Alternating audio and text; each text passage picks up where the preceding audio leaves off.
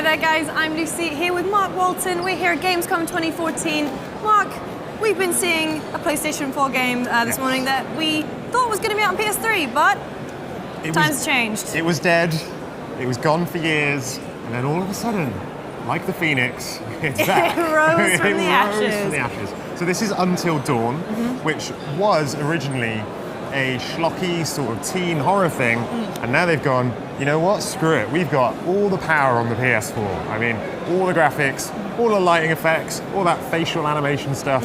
Let's make it dark, let's make it gritty, let's make it proper horror. So the PS3 version of the game was going to be first person, you'd use the PlayStation Move as like your torch.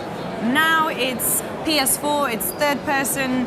It has some, I mean, that facial animation and the motion capture is incredible. So they've got some big names. They have Hayden Panettiere from Heroes in one of the roles, and it's quite LA Noire-like, I thought, as well, in the fact that you pick up items and you can inspect them and go, Yeah, well, the facial animation is out of this world. No, the facial animation looks amazing. Like, you can tell they've done a lot of work with the actors to sort of do that, to get it right.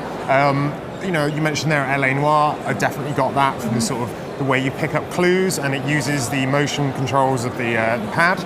So yes, it doesn't have move, but there's still an element of that. So you sort of turn objects over to look for clues, and it also reminded me a bit of Heavy Rain. Yes. As well, and a lot of the ways you interact with things, and it's sort of, you know, it's trying to tell a story above all else. And yes, there are gameplay elements in there, but it is about the story, and that's probably the most interesting part of the game, is that it's not just one story. No. This bad boy has what they claim as thousands of different endings.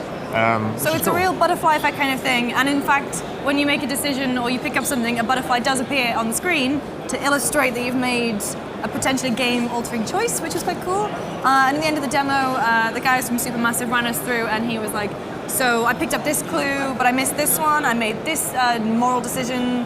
Well, yeah, it was a pretty heavy moral decision. But it affects completely how your game's going to play out. It's not just picking an ending.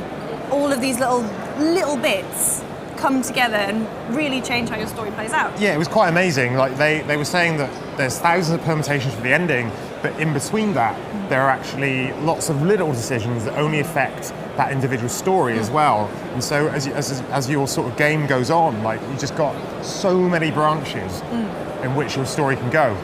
And they were saying that all the characters in the game can die.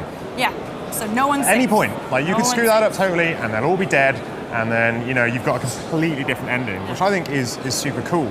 But onto the actual game itself, we saw we saw a decent chunk. We saw about a half hour. Yeah, a decent half-hour chunk, and there were lots of good scares. I mean, certainly in the room we were in, they blacked out all the lights, and there was that woman who screamed. There was a woman who screamed. Yes. Oh my god. No, the thing I thought about it is, so like the original PS3 version was kind of like those I Know What You Did Last Summer kind of quite campy teenage horror movies. This one kind of felt like one of those horror movies you get from like the mid-noughties, where everything was like a bluey grey palette color tone, and everything was really serious, and you had those names that you'd recognize. And this is kind of what the new Until Dawn felt like. Yeah, absolutely. I mean, there was some cool, Scary Clown Man. Oh my god, he was like Pennywise the Clown, but his jaw was super weird, and he had that classic horror movie distorted voice. Yeah.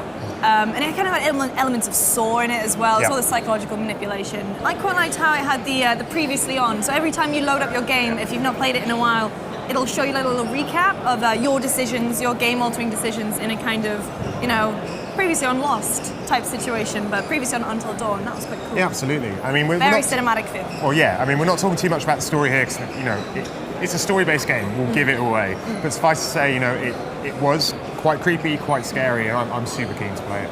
Yeah, me too. So Until Dawn's going to be coming out on PlayStation 4. I'm certainly very excited to see more of it. For all the latest here from Gamescom, stay tuned here to GameSpot.